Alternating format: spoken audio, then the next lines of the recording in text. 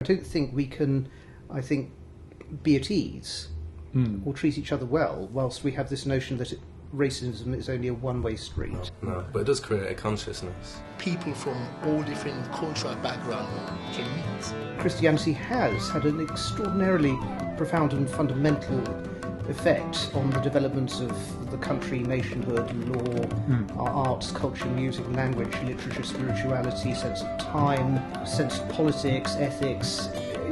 There are so many things all around us that Christianity has had this impact on. We've been down this very funny path over the last 60 or 70 years where we've collectively forgotten it or wanted to put it behind us.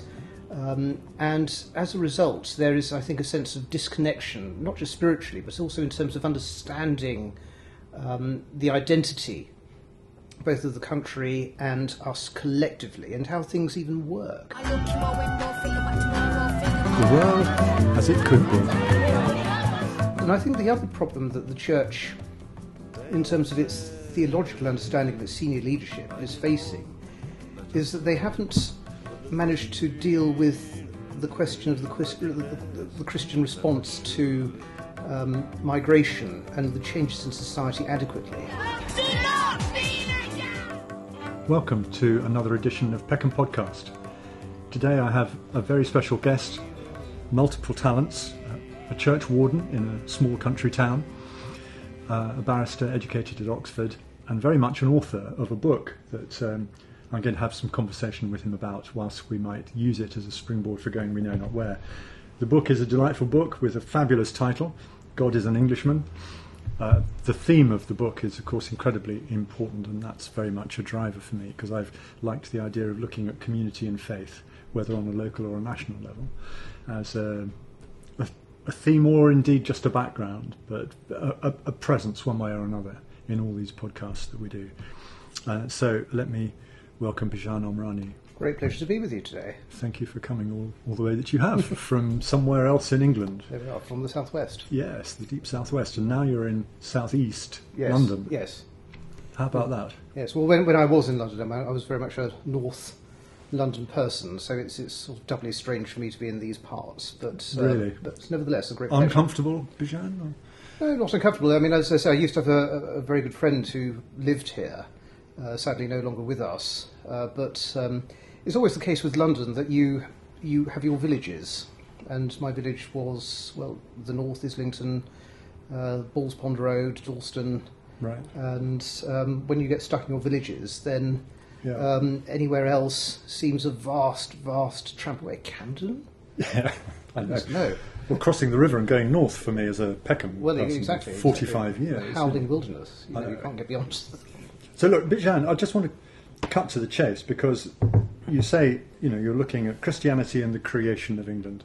I think that's a wonderful theme. It's rich and of immense significance. So our challenge is somehow to express how you see that line of growth to a point where we understand what we will lose if what feels like the current trajectory for national culture were to follow along much further.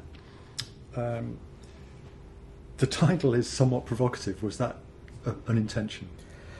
It was certainly the intention of the editor who chose it. I mean, I have to confess it wasn't my idea. My original idea was Debt to a Dying God, which was demoted to the title for the introduction. And I mean, the editor, being a very pragmatic person, said you need something that's going to seize the attention and get people picking it off the bookshelves. But I mean, after meditating on it, it seemed actually not an inappropriate title. I mean, not necessarily suggesting that God is an Englishman, but putting it as strongly as possible that Christianity has had an extraordinarily profound and fundamental effect on the development of the country, nationhood, law, our arts, culture, music, language, literature, spirituality, sense of time, sense of politics, ethics. There are so many things all around us that Christianity has had this impact on. And we've been down this very funny path over the last 60 or 70 years where we've collectively forgotten it or wanted to put it behind us. And as a result, there is, I think, a sense of disconnection, not just spiritually, but also in terms of understanding the identity, both of the country and us collectively, and how things even work. I mean, in the absence of Christian ethics, which were taken as a given, it's actually difficult to see how the law works, or how politics works, Exactly. or how the ethics of public life works. So you take all of that away, everything becomes baffling and strange. How do we understand ourselves if we don't accept and see how, I mean, the very existence of the nation, the name of the nation, our calendar, all of this comes from deep Christian wells. None of which, I think it's fair to say, do we hear about from the church leadership. It's very reserved about that, and it's worried because it's in this situation where it's faced with this question of Christian nationalism, and they fear, I think, to say anything that might ally them to a point of view that suggests that nationhood and religion are exclusive. I think that's one problem, and I think because there has been, I'm sorry to say, a bit of a collapse in the cultural depth of the higher church leadership, cultural and theological depth, they fear to make a robust case for the connections between the development of England and its identity and the religion. And the fact is, you can make a case that says that the development of Englishness is strongly connected to Christianity, but it doesn't mean it's a completely exclusive thing, that it stops other people from joining in. And in fact, I think a deeper understanding of the connection between Christianity and English culture, and making it available to people through proper education, through a proper awareness of the culture and the riches of the past, is a way of including people. If we went back to making the knowledge of Scripture and the beauty of its language available to people in education again, so that people knew the Bible. I mean, regardless of backgrounds, remember that Christian Scripture, or parts of it, are sacred to other faiths as well, whether Judaism or even Islam. It's something that should belong to everyone. So there is that. And I think the other problem that the Church, in terms of its theological understanding of its senior leadership, is facing, is that they haven't managed to deal with the question of the Christian response to migration and the changes in society adequately. And there's this rush at the moment to, I think, one extreme, both in interpretation of Scripture and also how that's manifested in what the Church does. And it's very much based on simply love your neighbour, which is absolutely true and correct, concede everything to the newcomer.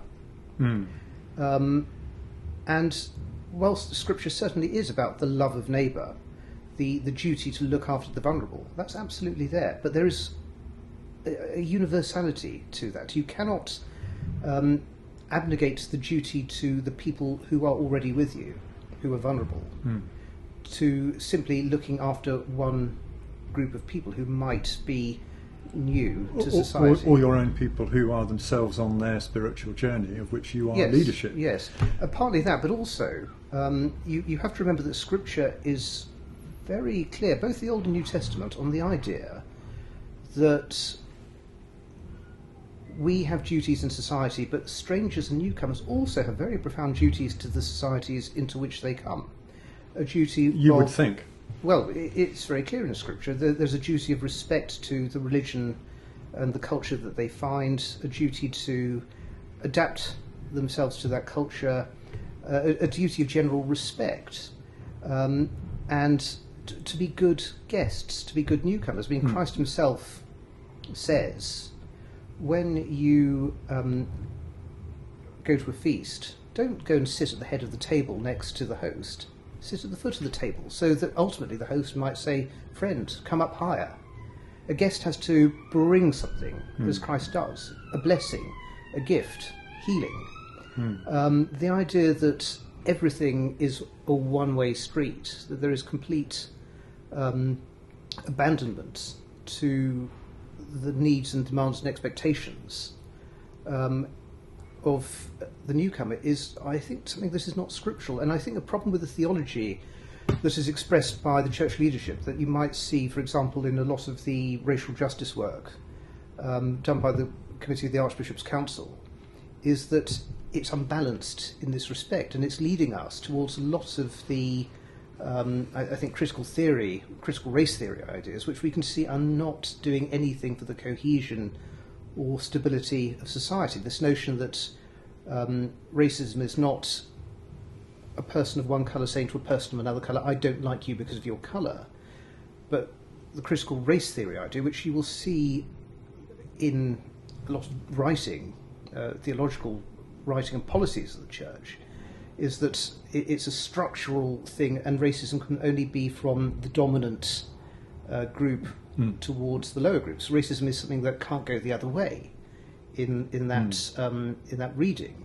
And I think that's a very serious intellectual and theological problem at the moment. So it's, as I say, people are complaining about it in the police force at the moment, in other manifestations of government and the health service, but it's also, I regret, a thing in the Church of England at the moment. And that is a worry. I don't think we can, be at ease or treat each other well whilst we have this notion that racism is only a one-way street. I mean, people talk about a quiet revival, don't they? So to what extent do you feel that exists, and is it of any kind of scale that it could be useful in balancing and rebalancing?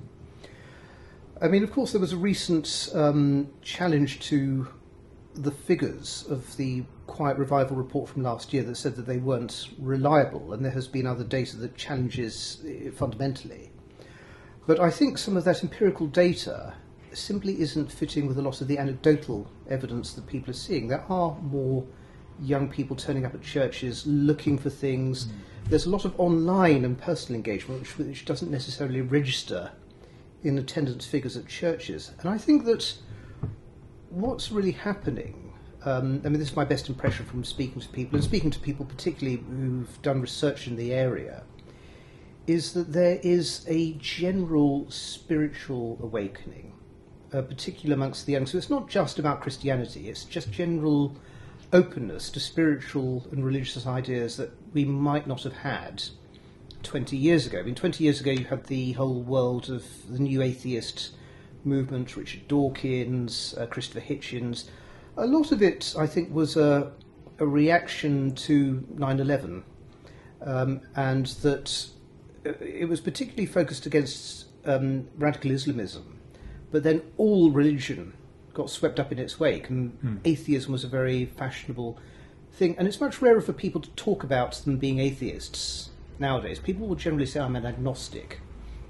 But they're much more open to the idea of the pursuit of religious and spiritual experience, but they'll look for it in all sorts of places. So not just Christianity. But the thing is that the whole promise, I think, of satisfaction through consumerism, through the world of technological advancement, material satisfaction, it's just not there. And we've had, well, anything between 20 and 60 years of attacks on tradition, attacks on the spiritual. And I think that the young generation who in the 60s might have been excited by the rejection of the past, the rejection of tradition, the rejection of spiritualism and ethics, they've seen the consequences of that in the fragmentation of society. Everything seems to be falling apart, and they are now open to the things that their parents or their grandparents had rejected. Right. Well, we do a compressed stepping stone journey from AD 376. When you say 376, that's I'm referring to the mishandling of an influx of Gothic migrants. Well, we're going all the way back to Adrianople. I thought that was interesting because it seemed to signal an end for what is, I now look at it in a sense as being the first Roman invasion at the hands of the empire. And later, a couple of hundred years later, we got to the second Roman invasion, but this one flagged up with Catholicism. With that lovely story with which you start your book. Why don't we do that and look at maybe AD 597? Yes. Tell us about Angles. Well, not just Angles potentially, but Saxons. So over a period of time after the withdrawal of Roman troops and Roman magisterial authority from these islands, you'd seen a lot of migration from Germanic parts of Europe into these islands of all sorts of peoples. I mean, we see them now as sort of big groups like Saxons or Angles or Jutes or Frisians, but in fact it was probably almost, we talk about the small boats today, it was probably a very similar phenomenon of people just piling over in small groups and settling on the land in a very sort of flat social structure way. There'd been a complete breakdown of social authority, the cities as centres of power. There may have been some vestigial echo of the Roman provinces, but that's academically disputed. So the idea of having sort of great kings or anything in the land that became England in this period of the early 500s wasn't the case. And the idea of what it is to be a king isn't really around in what we call the Anglo-Saxon world at this period. And kingship starts to develop probably after social tensions following a famine and a plague following the 530s, where the people who have more access to food start to exercise more power on the people, and society starts to become more pyramid-like. And you get the emergence of kingship, but it's really warlordism. Because their kingdom would not be a vast territory. No, it might be the area of a small farmstead originally, and then growing in influence as they have more followers because they can offer gifts and food and treasure. Right. But it's really a warlordship. But that develops broadly over the period of the 500s. You might have the vestigial echoes of Christianity in the countryside left over from the Roman period, but it was out of communication with the Christian world, which had been left behind on the continent, that was in connection with Rome and Constantinople. And you had the Celtic fringes, where you still had Christian practice remaining. But in the 590s, you had Pope Gregory the Great, who had this project of re-evangelizing these islands and having a special connection between these islands and Rome. So it's a special project, and there's this famous, it may be true or not, but there's a scene recorded by the Venerable Bede, who's writing this in the 730s, and it's a scene in the 590s, before Gregory became Pope, and he's at a slave market in Rome, and some young blonde-haired, blue-eyed boys are unloaded from a boat and offered for sale in the slave market, and they're from here. And he asks, where are these people from? And who are they? And he's told, sunt Angli, they are Angles in Latin.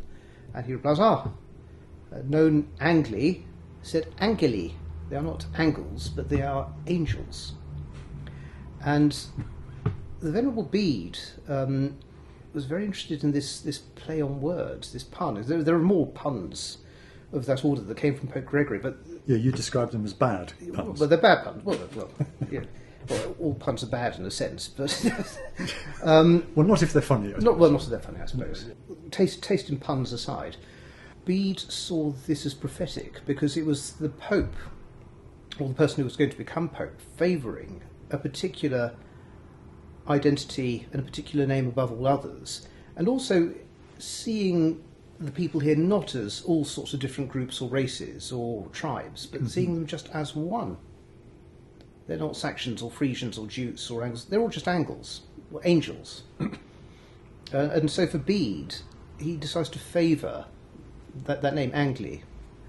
And it takes time, but over time, that name sticks as the name of the country that develops. So in 597, when finally Pope Gregory sends a missionary, or a group of missionaries, 40 missionaries, from Rome to the warlord in Kent, or the kingdom of Ethelbert, the country is divided into many little kingdoms. So it's not a single country at that time. with a single name, but several hundred years later it develops into a single country with that single name. And Bede, in the 730s, even though it was, again, a group of discrete kingdoms, Bede saw it as potentially one place under one church, one faith, and I think he looked towards the time it might have one king, because he based the very idea of nationhood on Scripture, the Old Testament, the kingdom of Israel, under one king, one faith, responsible for the moral conduct of his people and the welfare of his people before God. So the very model of nationhood, which didn't really properly exist, say when Augustine turned up to Canterbury in 597, this is something that develops out of biblical ideas. What is it to, how do people come together? We have the idea of nationhood. The idea of nationhood is biblical. The model of nationhood, how it works, is a biblical idea, and Bede portrays it in his writings of the 720s and 730s, and later kings, particularly Alfred in the 860s, Athelstan, or Alfred's 870s, developed that into an actual model for how the country develops. So it's at the very foundation of the very existence of England as a country with its name, and the idea of kingship. What is it to be a king? Kings are not just sort of uber-powerful warrior figures. They've got to be concerned with the welfare of the people. They've got to be charitable. Why have they got to be? Because kingship, in Bede's view, is modelled both on the office of bishop, who is a pastor, a shepherd, and also on Christ. So kingship is like a calling. It's not a personal benefit. Mm-hmm. It's something that is laden down with duties. So all the kings that he approves of when he writes down histories are the good kings, the kings who are charitable, like Oswald of Northumbria, who shares his Easter feast with the beggars at the gate and then actually chops up the silver platters and hands them out to the beggars. Or Edwin, who makes all the roads safe across the kingdom, so that a woman with child can walk from one end of the kingdom to the other, and he gives them drinking places and water vessels on the roads, all sorts of things like that. So health and safety, charity. Security, spirituality, yes. Yeah, albeit through the vehicle of charity, yes. But nonetheless it's a system that is operating here, which is scripturally inspired. Yes, there is a spiritual inspiration for what it is to be a king, and kings also have to obey the law. Kings have to follow the precepts of the law, and this is an idea which, again, Bede articulates, and it beds down in the fundamental ideas of English governance. Kings are not absolute. Kings can't do what they like, and therefore governments can't do what they like. They are under the law. Who is evolving the law? Well, this is a very interesting thing. The king, ultimately, in consultation with his bishops and his council. So, I mean, even the proto-model of Lords and Commons, it's a very ancient one. The idea of lawmaking is indeed biblical. Originally, kings did not make law, they just followed custom.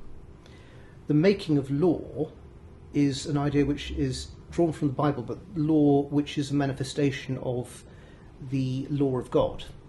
So the early law codes that we have in England, for example, Alfred's Law Code, the famous Dombock, Doom Book, Judgment Book, 120 chapters, because Moses lived 120 years, Moses the great lawgiver. It starts with the Ten Commandments, it then puts in a lot of biblical laws from Exodus, chapters 21, 22 primarily. Then it talks about the coming of Christ, the golden maxim that you should do as you would be done by, loving your God and loving your neighbour.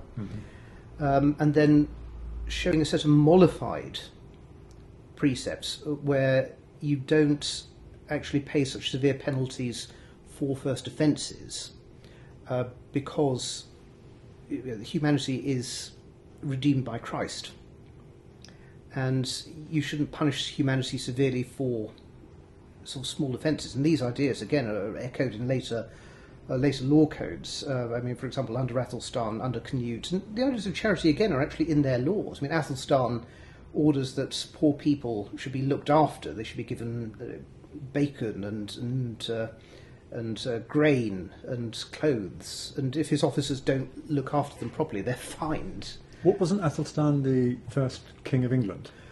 Yes, I mean after 927, he is the one who unifies all of England. So, and the thing is that the laws, the kings generally tend to refer to the previous law codes. Mm-hmm. And after the conquest, William the Conqueror and his successors, they affirm the previous law code. So there's actually a deep continuity. Mm-hmm. And even though English common law says that there's a horizon of English legal memory is 1189, in fact, lots of the law codes contributed and evolved over that period across that watershed. So there is actually a deep sense of continuity in English law. And with, I mean, the Magna Carta, for example, 1215, that in conception is a covenant in a biblical fashion. So Archbishop Stephen Langton, who developed the Magna Carta, was one of its great drafters. Again, not very far from here. I mean, Temple Church in Fleet Street is where a lot of the work was done originally. He conceived of it as a biblical covenant between king, God and people, designed to make sure everyone knew the duties and powers of the king, and that the king couldn't overstep the boundaries of the law. So the presence of Christian religion in the development of law is a very ancient one. And again, if you cross the Strand and you go and look at the Royal Courts of Justice, this great Gothic building, there are several statues on it. They're not easy to see from ground level, but they are there. And the statues include Moses, King Solomon, Christ, and King Alfred. Because those Victorian legal historians knew the depth of that continuity, and they saw English law as this long outgrowing of biblical Christian ideas, mediated all the way back to the Anglo-Saxon period and carrying on even to their own time. So the roots of Christian heritage in England and these islands, more loosely perhaps, yes, really go very, very deep. Very deep indeed. And with that, we could also extrapolate, I think, into the world of art. Yes. Which has an enormous debt, obviously, to worship. But how do you see that? Because I know you like your music, and you sing plain chant, which is not... I don't think I've had a guest on the podcast who could claim to be doing that. Oh yes, well, plain chant is one thing, but the art is quite another. And the presence of Christianity was a huge spur for the development of art, and it was also it gave great impetus for the giving and making available of art to all people at all levels of society, and even encouraging them not necessarily to make art themselves, but to be patrons of it, to contribute to it. So in medieval churches, you would have ordinary people saying, I'm going to contribute to the making of, say, a processional banner or a religious painting or some vestments. It could be anything like that. But art played a sort of double role in, say, pre-Reformation Christianity, I mean, before the 16th century. Firstly, and the idea that art is going to tell the story of the faith, simply like a comic book, for people who can't read the Bible. So you see either biblical scenes, or you see the apostles, the Blessed Virgin Mary, illustrated. And almost like Islam's worry over representing human form, there was this question mark, wasn't there, over that very notion of idolatry. Yes, one of the commandments is you shall not make thyself any graven image of anything in the air or on the land or on the sea beneath. You shall not bow down to them or worship them. And so there is this fear of the making of images. But the view in Christianity of that period, I mean, even expressed by Gregory the Great, is that you don't worship them, but they may be a memorial, and they may bring your mind to the contemplation of the holy and the understanding of the story. So this idea of books for the unlettered is one approach to it. But also, the art, it's not just about teaching you the story, but it brings you to a deep contemplation of the things unseen. So there are things in heaven and ideas of eternity and ideas of the ineffable, the things that you can't talk about, the things that you can't literally see. But a contemplation of art makes you look beyond the physical to the metaphysical. So, for example, a contemplation of the picture of Christ, say on the cross, you're not worshipping that, but you are deeply pondering on the suffering of Christ, the sacrifice of Christ. So things that you can't see, eternal things. And then the whole idea of a light in itself, and this is great development of Gothic architecture, starting in France, Abbot Suger and Saint-Denis, and it develops over here as well, with the great cathedrals, the windows that get larger and larger to let more light in, and the use of gold candles, and so on. And this idea, which is developed by theologians such as St Bonaventure, and also in England Robert Grosseteste, who was Bishop of Lincoln and first Chancellor of the University of Oxford in the early 1200s, and also knew Greek. I mean, it's extraordinary. They're obsessed with light. These clergy were also scientists. They were obsessed by light and mathematics and the trajectory of light and so on. But they thought about light, and light is the first created thing. First thing God does, let there be light. And a contemplation of light is a contemplation of the first work of God. So having light in the church and the contemplation of light is always bringing you physically close to the initial work of God, but then also there's an unseen light, an intellectual and spiritual light. Yes, I mean, one thing I love about all that is that it's taking the consciousness of the individual past consciousness. Yes. Using the mind to go beyond the mind. Yes, exactly. In response to my commenting on whether you were being provocative in choosing the title, you said you meditated on the title for a while, and it made me wonder, do you meditate? Because does meditation and Christianity, although it seems to be implicit in all you just said, it's not a thing that I had ever bumped into. I like the term of being, well, not necessarily meditation, but contemplation is the term one favours. I don't think I'm very good at it at the moment, probably because I'm just trying to do too much, which is always that danger of modern life, and it's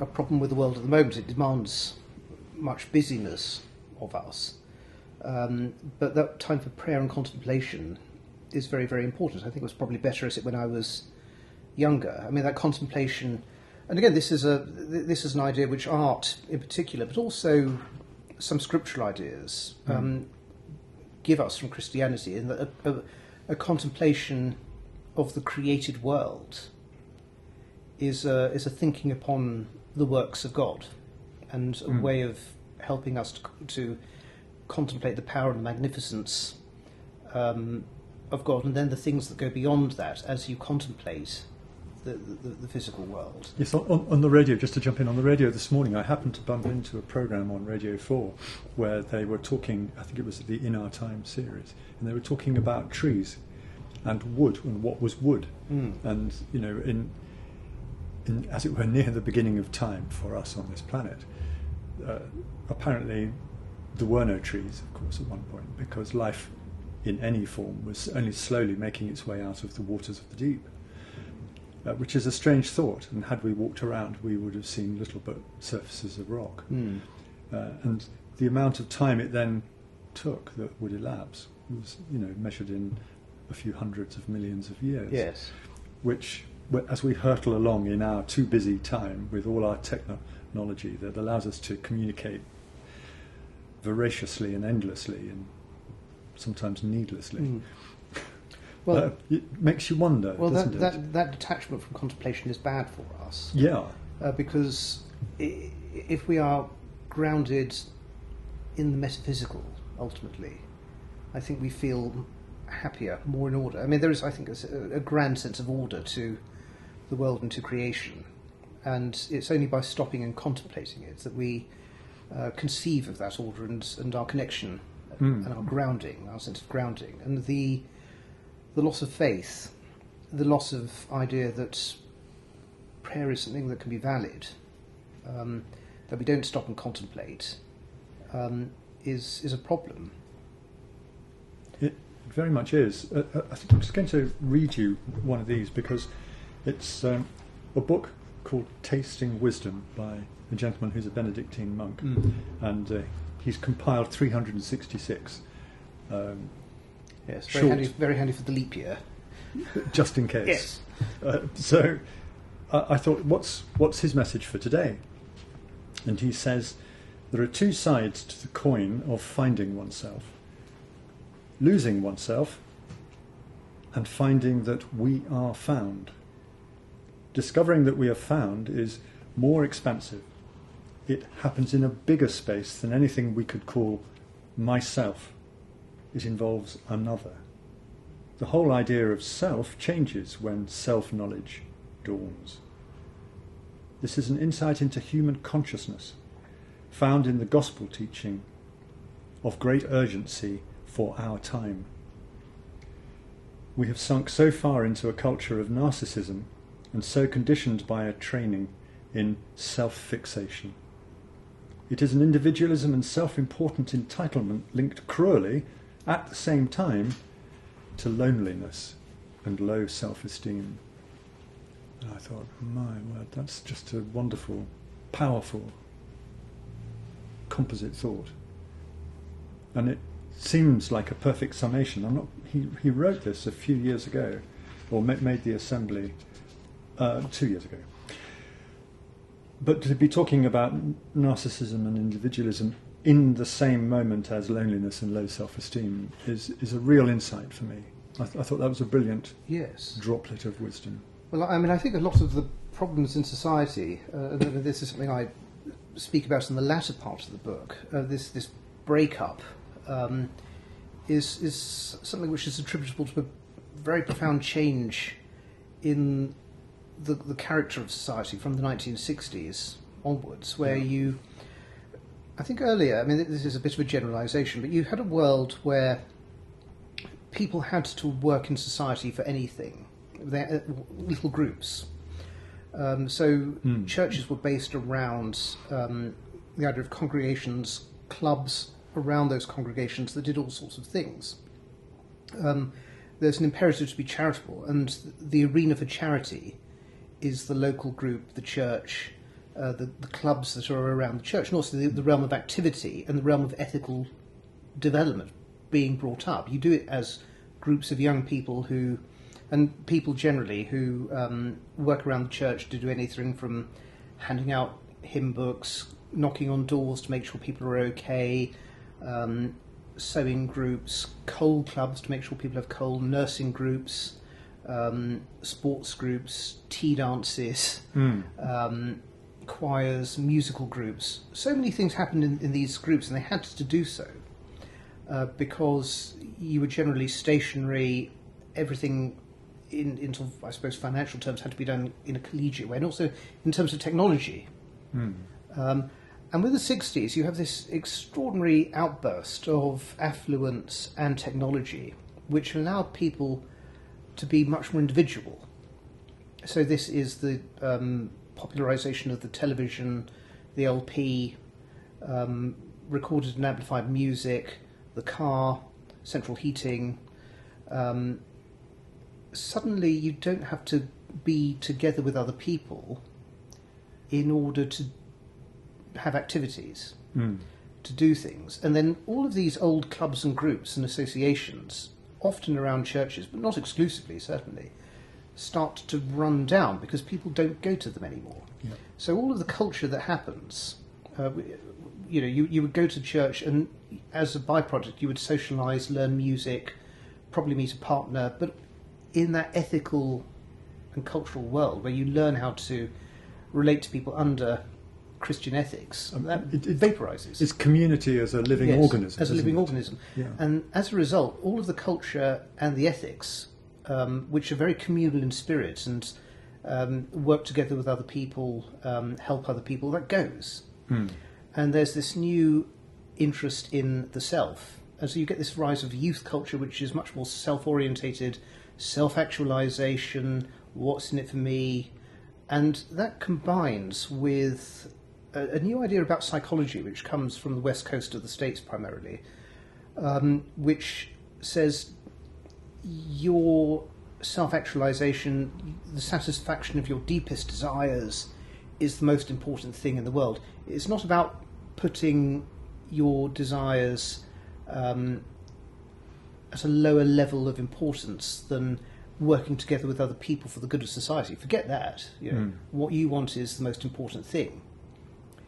And the combination of that with this new technology just changes the world. And we're living through the tail end of the consequences of that, where we gave complete head of steam to that, putting the self at the top of our priorities, and not worrying about the handed down traditions and the communal traditions. And we're seeing the results of that. Falling birth rate is also contributing. Yes, absolutely. I'm sure it is. Yeah. Would you tie the fall of birth rate into all those advances that commenced in the 60s? Well, I mean, obviously the pill is an innovation of the 60s, and that's probably a part of it, because it changes the way that people and the sexes interact with each other, and what they're expecting of life and the development of family life. I mean, that's undoubtedly the case. I mean, I think there are all sorts of other contemporary impacts. I mean, the cost of living, antinatalist policies from the government over a long period of time, the cost of housing. I mean, there are all sorts of things, but governments have not done anything to promote, I think, either life that is communally lived, and it hasn't, I think, done much to promote the idea that it is good to have family lives. And it is, I mean, family lives are, I think, very difficult nowadays, partly because of the pressures of that technology. I mean, as parents, having the phone as a competitor for the attention of your children is incredibly hard, because you cannot have any serious influence in what culturally or intellectually passes to them, because this is keyed into the brain. It's like a tick with its jaws in it. You can't get it out, and as a result, it's harder and harder to pass those ideas on. But then at the same time, it's not satisfying for the children. It makes them unhappy, doesn't it? And you're trying to sort of take the tick out, but they're addicted.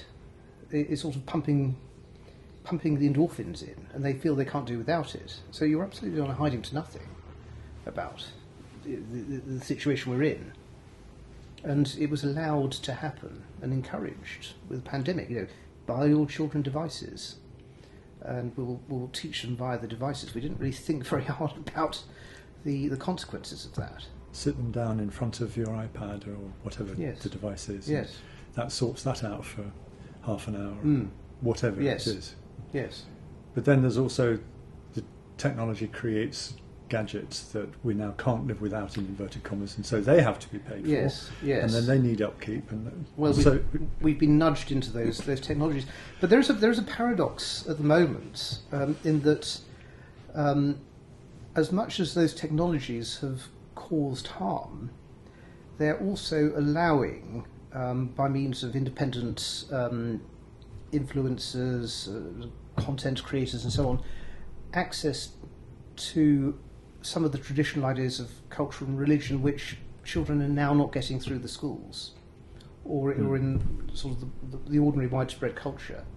So part of the quiet revival drift back to churches are people who have encountered ideas of Christianity on social media, and they end up back in the church.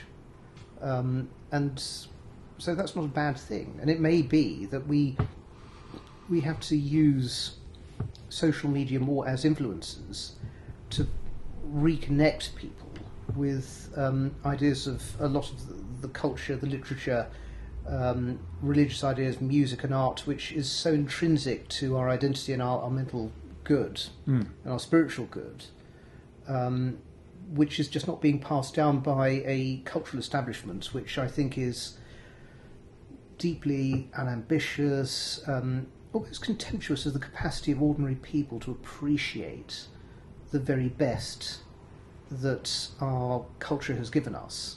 It's too hard to understand any of this. We can't expect people to learn difficult words or to listen to old music. It's just too hard. We can't expect that of them. I mean, it's extraordinary. You find those attitudes very much alive in the publishing world for, say, children's literature. Yes. Some writers who have got themselves established are very tough with their vocabulary demands and clearly aim just above the expected level of attainment. And quite right. There's nothing wrong with going to a dictionary to find out what something means.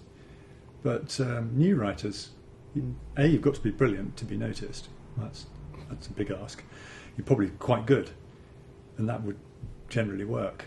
But you're expected to be, the next J.K. Rowling in one go, and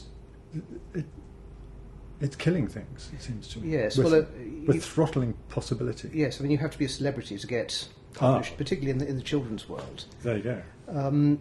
But yes, the idea of high expectations and making people work hard and then getting a deeper appreciation of better stuff, and the idea that you have a distinction between material is something that is treated with hostility by a lot of the educational establishment, and indeed the idea of a traditional canon which is good by virtue of the fact it's been sifted out over generations.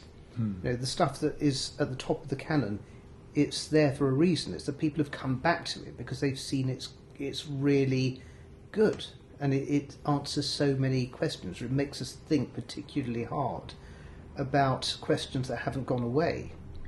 And of course, part of understanding the canon, whether it be literature, whether it be music or art, is that you need knowledge of Christianity and Scripture to do so, because so much of our literature, our art and our music, our architecture even, is based on scriptural ideas and even pure quotation of Scripture, play on Scripture. And if you don't have that, and if we don't give that to children, then suddenly a lot of the past becomes a complete closed book. Yes, and it has been briefed against, in a sense, a true understanding of what we generally have come to understand is our past. And that's been so for 100 years, and it's coming to fruition. Yes. It was a clear intent from all that I've read and heard. Yes, I think, particularly from the 1960s, where you had a change in, particularly religious education, where you moved away from teaching Christianity as a normative thing to being something that you looked at from the outside. So the idea of having to know Scripture and something that you hear and you practice falls away. And then you start to see religions as a sort of consumerist item that you're looking at as if goods on a supermarket shelf, and that's essentially what RE teaching is today. It's something that too sophisticated to be a part of that. Religion is sort of stuff that crazy people do, and we look at it with sort of detached scientific interest. But the idea that we can be brought up in faith, or we should bring children up in faith, is slightly absurd and barbaric. That's the underlying assumption. Yes. So you can't go to school to be brought up in faith anymore. It's practically, legally, an impossibility. The law says that you can, but all of the practical barriers put in its way by the development of case law has made it virtually impossible. Because you'd be imposing one faith on people who don't want it. Well, the way that the law has developed is that a school can be a faith school and it can offer an upbringing in faith, but there has to be the capacity of parents to opt out. And if the procedure for parents to remove their children from the faith-based elements of that education is seen as being too complicated or too onerous, or substitute provisions for the children who do opt out of the faith, teaching part of the school, is seen as not satisfactory, then that is seen as unlawful. And case law on this has developed quite recently. There was a very important case in the Supreme Court last November on appeal from Northern Ireland called JR 87, or is it JR 78? I can't remember which way round. But and it looks at this case in particular, and this expectation that faith teaching should be objective and critical, and I can't remember the exact legal formulation of the case. Objective and critical are the main points, and this is where the law is tending towards. And not much can be done about that. So changes in the law. I mean, this is stuff that is derived from European Convention ideas, which are sort of working their way through English case law, and then they're sort of coming up against older English provisions of legislation, or older, well, not just English because we've got Northern Ireland in the mix, but English provisions talk about an act of collective worship of a broadly Christian character, which is a compulsory thing in schools. Of course, 80+% of schools don't pay any attention to that. And the question is, I mean, shouldn't it really be a right for children to have access to faith-based upbringing if they want it? And that's not happening. Therefore, families need to be alert and be awake to their own ability to pass that on. Yes, though it's hard for families. I mean, especially when, families can do things to pass those ideas on, but schools always used to play a large part in that, and now schools don't, and that's tough. We have a common acquaintance, Paul, who lives down in West Country. I knew him 60 years ago. We met through a youth fellowship attached to a Christian church in the small place where we lived. And, friendships made at that point. I still know 3 or 4 people from that very period, and we meet up annually. So good things and real connections can be made. Yes. Without a heavy-handed imposition of faith. Yes. But some amenity provided through an instrument of faith. Yes. And that's not a complicated concept. No, and I think the idea of bringing children up in the faith, I mean, the law uses the word indoctrination, and it says it's a neutral term, and obviously it's a very loaded term, and I don't think it's good that the law uses that term. But bringing children up in the faith does not mean that you make them uncritical of the ideas of faith and incapable of challenging them. But it shows children that there are possibilities of spirituality that they can experience as a collective thing in relation to their daily life, which they don't otherwise get. So they can be brought up in faith, but they can still challenge it. And there was one of the profound ideas of Christianity is that within a knowledge of the Scripture, there is challenge. A whole strand of the development of English poetry, for example, is based on the challenge to faith and the challenge to God and the expression of discontent. So, of course, in the book of Psalms, you have, and the Lamentations of Jeremiah, you have this sort of great strand of complaint against God, challenge against God. My God, why hast thou forsaken me? The last words of Christ on the cross in one of the Gospel accounts.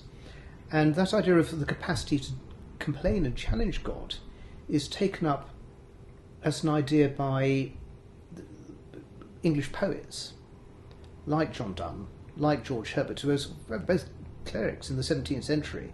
And remember, the world of English poetry is very new in this period. The development of the canon of English literature is quite a new thing.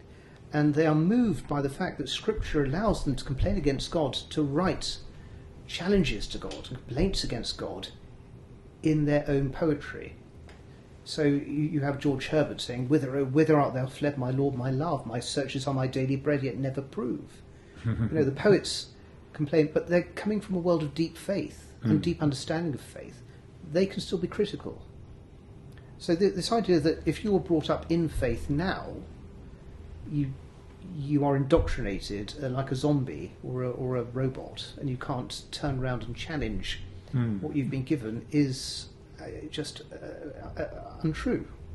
Yes, I mean, we don't need in this conversation to divert off into a discussion of Islam, but Muslims, they centre themselves very much in the Quran, and they read it deeply and they follow it closely and whatever. But that attitude from what you've just described wouldn't, in a sense, be thought correct for potential Christians. Well, I think the idea is that if Christians were to do that, they would become fundamentalist as well, and unable to challenge their own faith. Though I think it's curious that actually, I think there are many instances of Muslims who read the Quran very closely, and they become troubled by tensions between the Quran and the Hadith in particular, and that changes their approach to the faith, and it can take you in all sorts of directions, the question of Quranic interpretation. So I think in a sense there's even a parallel there, strikingly. Not that one should necessarily veer off into a sort of deep exposition of a faith that's not one's own, but I have heard instances of that similar journey, where close reading of Scripture makes people challenge a lot of the things that they've been taught. Swinging back over to the Christian world, you're in Peckham, and we've got here the tradition of Blake's vision, a tree filled with angels up on Peckham Rye. Yes. I could take you a short walk from here to a big wall mural on the side of a house which honours that vision.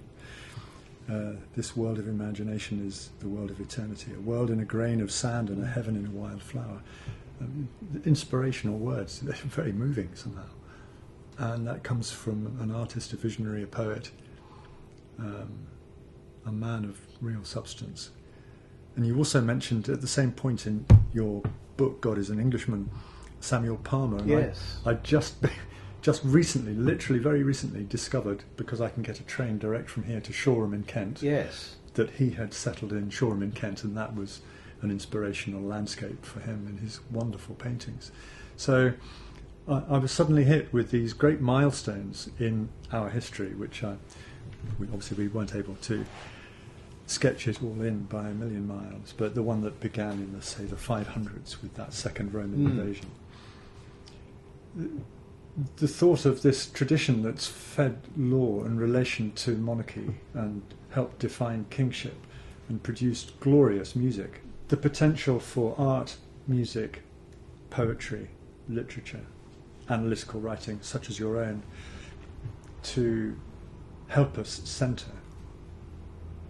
is a very useful way of taking stock of the inheritance that we appear to be losing. Are you concerned? Yes, we are living in this world where there is firstly a collapse of knowledge of the past. I think because of our technology making us a bit lazy about putting in the effort required to understand it. The fact that you've had this interruption, as I say, we're not coming together in groups and passing on that culture as we did through the clubs and the churches and the music and the liturgy. And then there's a hostility to it, which I think is driven by ideology.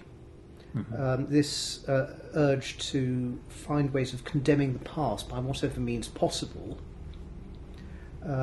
in order to remake the nature of the country and to, I think, move power over, or sort of change those people who have access to power.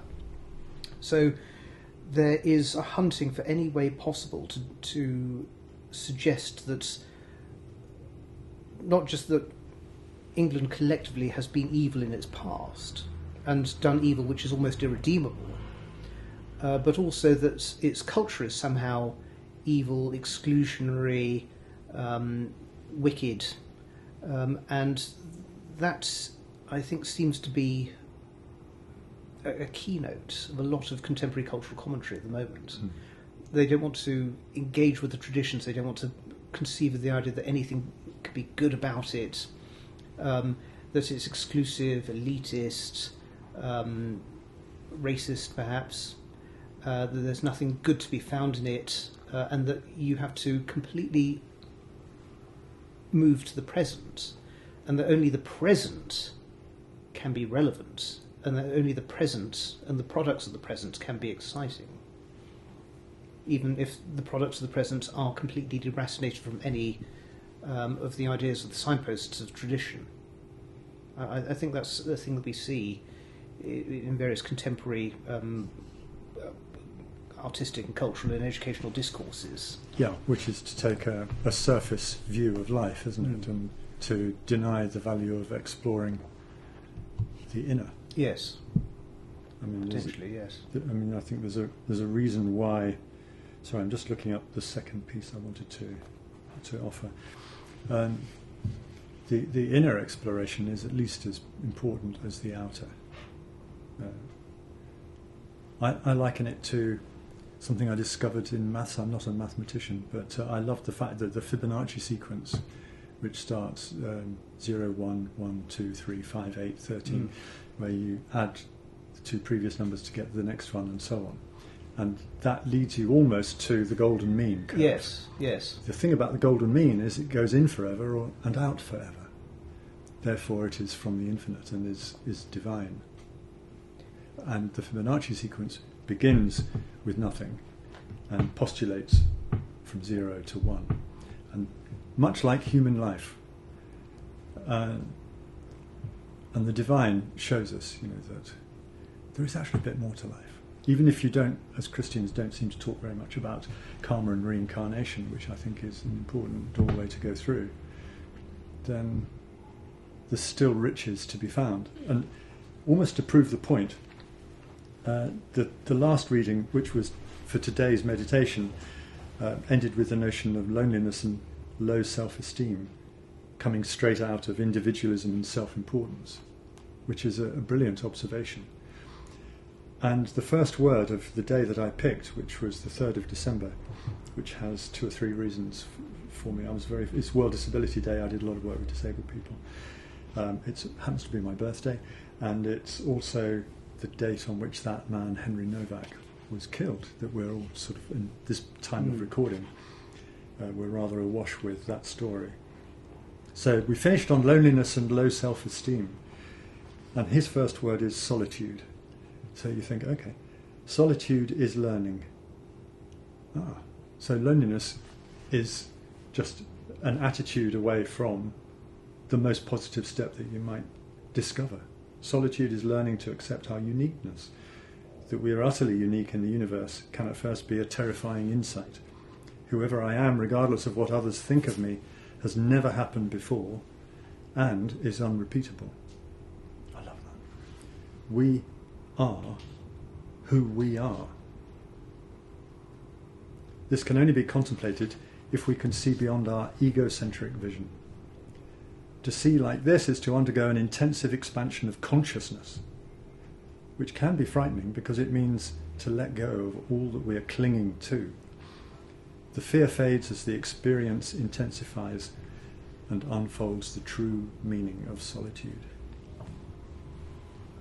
How does that leave you? These are words come from a monk, spent his life with Christianity. We can't come to a true judgment of ourselves unless we see ourselves in the grand perspective of all things.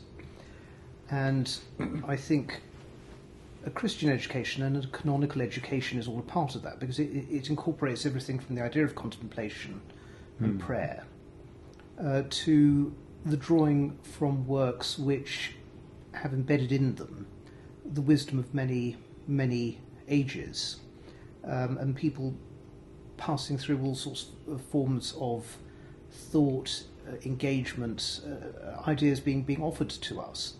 And if you say we're not interested in 2,000 to 3,000 years worth of ideas and literature, which spring from across the world in a sense, all the way back to Mesopotamia, the ancient Near East, North Africa, the original cradle of civilization, in the West Asia, which is the ultimate origin of a lot of Christian scripture. So we're not interested in that huge past and the inherited wisdom that comes from it. How can you understand your own position and get a proper perspective on what your own life is, where you stand in relation to the wider story of humanity, where you stand in the cosmos? Because, I mean, again, that's what Scripture is about. I mean, from the very creation of things to the relationship between the human and the divine, and the temporal, the world of passing time, and the world of the timeless. And that's what so much of the canon is about. How do we deal with our mortality? If you reject all of that, that seems to be what has happened, you're lost. Yeah, in materialism and nothing more. The teaching is all, isn't it? A good friend of mine, an Irish guy, wrote after seeing something I had done, and he referred to suffering that was greatly due to religious teaching he'd had drummed into him in Ireland, which robbed us of what we could go on to do and be. So, unthinkable really that religious teaching would have an opposite effect on spirit. But there we are. What is your vision of hope, if you can summon one up to leave us with? Well, I think coming back to this idea that the young in particular have seen that the consequence of 2 to 3 generations of a concentration on the material, a retreat from the idea of the spirit, a retreat from thinking that anything of tradition can be of merit, is an important change in the air at the moment. And I think we need, at this time, if we are going to do anything from firstly being cohesive as a society, to try to understand a possible shared identity, how better to live together, how to be reciprocal, to doing more to make us creative, to satisfy a sense of the spiritual needs of us, we are in a position to start reconnecting to that traditional learning, to ideas of Christianity. We have to have the confidence to reconnect.